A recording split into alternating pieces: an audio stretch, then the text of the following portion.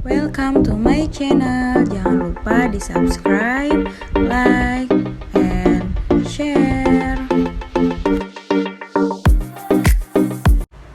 Bismillahirrahmanirrahim. Assalamualaikum warahmatullahi wabarakatuh. Alhamdulillahirabbil alamin wa bihi nasta'in wa ala umuri dunya waddin wa salatu wassalamu ala asrofil anbiya wal mursalin wa ala alihi wa sahbihi ajmain amma ba'du. Pertama-tama dan yang paling pertama, marilah kita panjatkan puja dan puji syukur atas kehadirat Allah Subhanahu wa taala yang mana telah memberikan kesehatan kepada saya sehingga saya bisa membuat video untuk tugas ujian akhir semester ini. Di sini saya akan membawakan judul tentang media pembelajaran dalam perspektif Al-Quran. Nah, seperti yang kita ketahui bahwa di zaman sekarang perkembangan ilmu pengetahuan dan teknologi semakin mendorong upaya-upaya pembaharuan dalam memanfaatkan hasil-hasil teknologi dalam proses pembelajaran. Nah, para pendidik dan peserta didik dituntut agar mampu menggunakan media yang sudah disediakan di sekolah. Nah, tidak menutup kemungkinan juga ya bahwa media tersebut tidak sesuai dengan perkembangan zaman.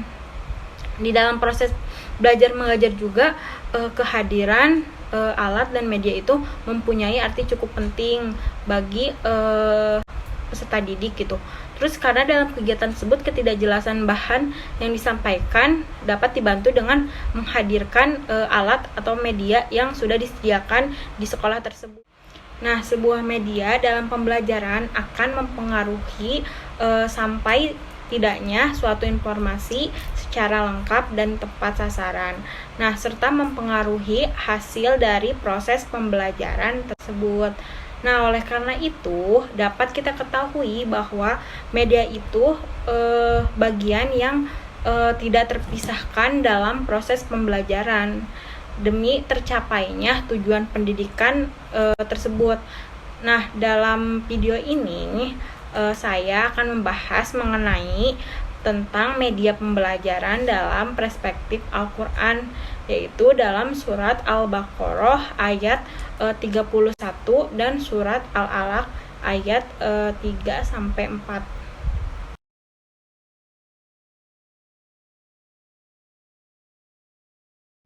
Nah, di sini saya akan menjelaskan tentang pengertian media pembelajaran tersebut dulu ya. Nah, kata media ini berasal dari bahasa Latin yaitu medius yang berarti tengah, perantara atau pengantar. Nah, dalam bahasa Arab, media ini adalah perantara atau pengantar pesan dari pengirim kepada penerima pesan tersebut. Nah, menurut Gerlach dan Eli mengatakan bahwa media apabila dipahami secara garis besar adalah manusia, materi, atau kejadian yang membangun kondisi yang membuat siswa mampu memperoleh pengetahuan, keterampilan, atau sikap.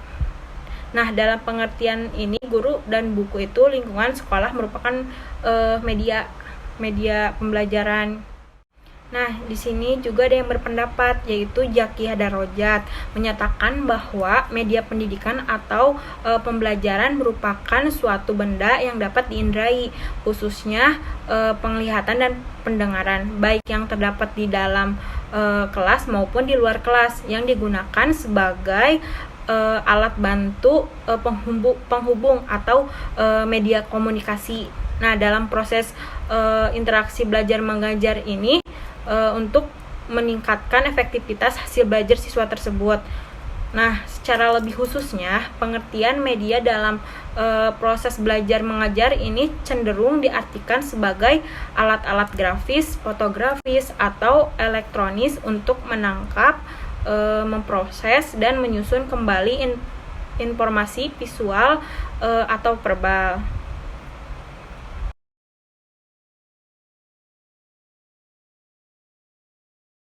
Nah, yang selanjutnya yaitu dasar pemikiran penggunaan media pembelajaran.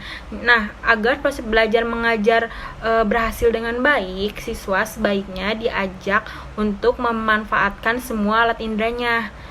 Seorang guru juga harus berupaya untuk menampilkan rangsangan yang dapat diproses dengan alat indera tersebut. Nah, semakin banyak alat indera yang digunakan untuk menerima informasi tersebut, semakin besar kemungkinan informasi tersebut dimengerti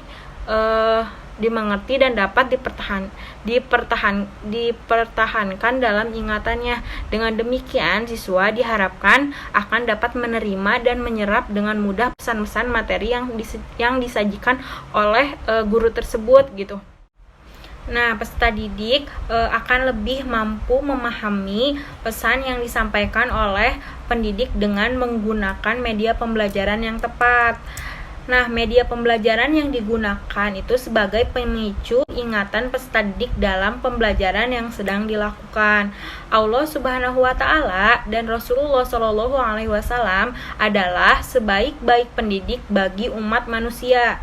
Melalui Al-Quran dan hadis, kita mampu belajar bagaimana menggunakan media pembelajaran yang baik dan benar agar pesan yang hendak disampaikan mampu diterima dengan baik oleh peserta didik tersebut.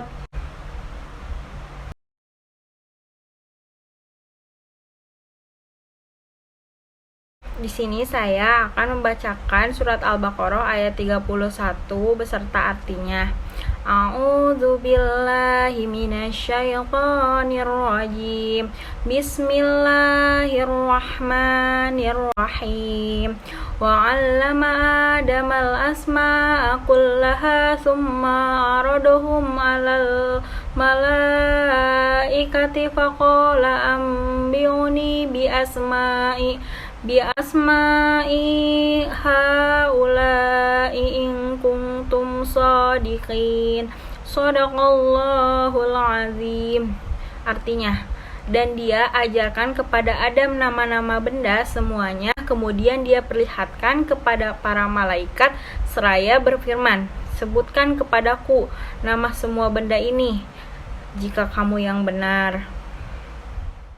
Nah, tafsir surat Al-Baqarah ayat 31 ini menjelaskan keutamaan Nabi Adam alaihi salam.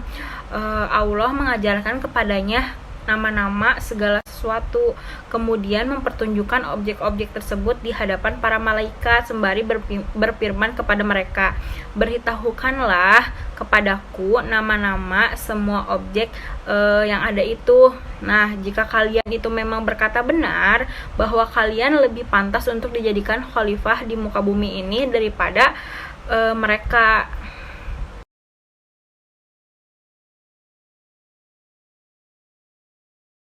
Nah, yang selanjutnya yaitu analisis makna surat Al-Baqarah ayat 31. Nah, apakah taklim Allah kepada Nabi Adam alaihissalam bersifat langsung atau melalui proses dan menggunakan media? Kedua-duanya mungkin.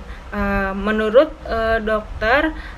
A'am Abdul Salam, bahwa kemungkinan paling kuat itu bahwa pembelajaran itu berproses dan melalui media. Hal ini dapat dilihat dari konteks yang dikaji dari kalimat yang tersusun dalam ayat tersebut. Pada ayat tersebut ada dua fenomena, yaitu bayani yang menunjukkan bahwasanya pembelajaran terhadap Adam itu berjalan melalui proses yang panjang dan melalui media alam.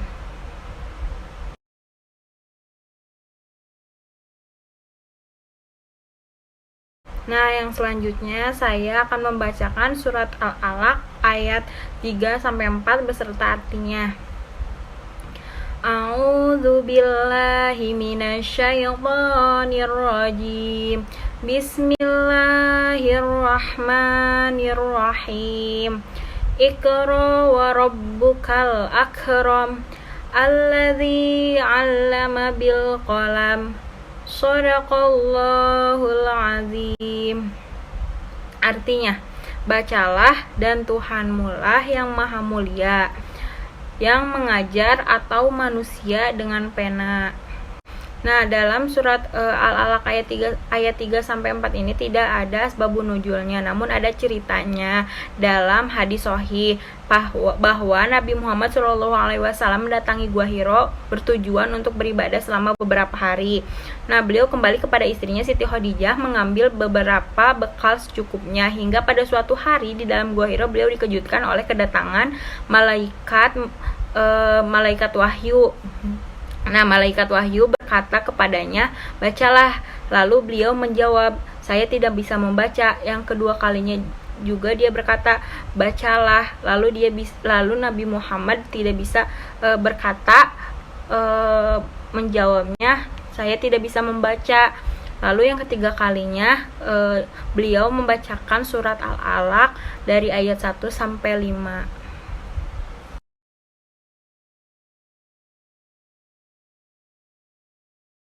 Pendapat dari beberapa mufasir yaitu tafsir Al-Muyassar berpendapat bahwa dijelaskan bahwa Allah menyuruh Nabi Muhammad SAW untuk menyuruh kepada umatnya agar menuntut ilmu dengan cara membaca dan mengajari manusia menulis dengan pena agar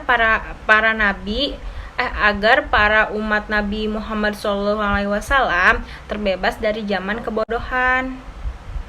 Berdasarkan tafsir Al-Misbah, Quraisy Shihab berpendapat bahwa Allah menyuruh atau mengajak kepada umat Nabi Muhammad untuk membaca atau memperoleh suatu ilmu pengetahuan, yakni berupa akhlak, syariah, dan akidah. Ada juga menurut tafsir ringkas Kementerian Agama dalam ayat pertama surat Al-Alaq menjelaskan bahwa Allah menyuruh kepada Nabi Muhammad untuk membaca. Nah, ayat kedua Allah menjelaskan tentang proses penciptaan manusia agar akidahnya bertambah kepada Allah. Pada ayat ketiga Allah memberikan pengajaran kepada manusia, yakni berupa ilmu, pengetahuan, dan pandai membaca serta menulis. Nah, pada ayat keempat Allah mengajarkan bahwa manusia itu ilmu yang didapat itu bermanfaat bagi Nabi Muhammad SAW di masa yang akan datang. Nah, kenapa menulis itu penting? Karena hasil tulisannya itu bisa diwarisi oleh generasi berikutnya, sehingga generasi selanjutnya dapat meneruskan dan mengembangkan manusia di muka bumi ini. Nah, Allah Subhanahu wa Ta'ala menjadikan kalam sebagai alat mengembangkan pengetahuan. Nah, manusia juga bertindak melampaui batas karena merasa dirinya serba cukup.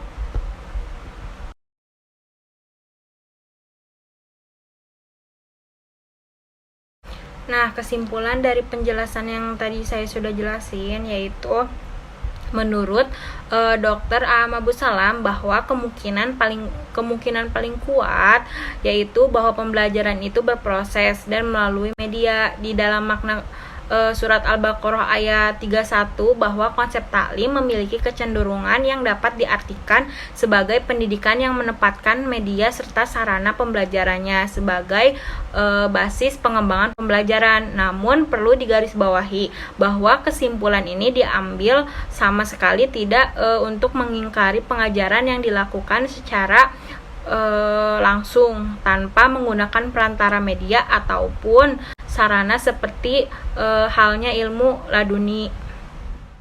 Dan di dalam ayat keempat surat Al-Alaq, Allah juga menegaskan bahwa Dia telah mengajar menulis kepada manusia dengan menggunakan kolam atau pena, yaitu alat tulis yang pertama kali dikenal dalam dunia pendidikan. Menulis juga merupakan hal yang sangat penting dalam mengembangkan ilmu pengetahuan. Setelah ditulis, pengetahuan tersebut dapat diwarisi oleh generasi berikutnya sehingga generasi selanjutnya dapat meneruskan dan mengembangkan lebih jauh ilmu-ilmu yang dirintis oleh generasi sebelumnya. Nah, membaca dan menulis merupakan dua hal yang sangat urgent dalam pendidikan guna memperoleh ilmu pengetahuan dan memajukan manusia di muka bumi ini. Demikian penjelasan yang saya sampaikan pada kesempatan ini. Semoga dapat dapat bermanfaat bagi kita semua dan dapat diaplikasikan dalam kehidupan sehari-hari.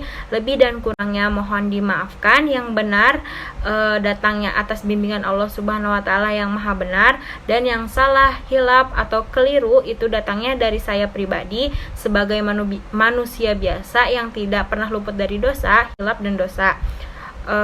Akhirul kalam, subhanakallahu wa bihamdika, asyhadu alla ilaha illa anta, wa astaghfiruka wa atubu ilaik. Wallahu muwaffiq ila aqwamit thoriq. Wassalamualaikum warahmatullahi wabarakatuh.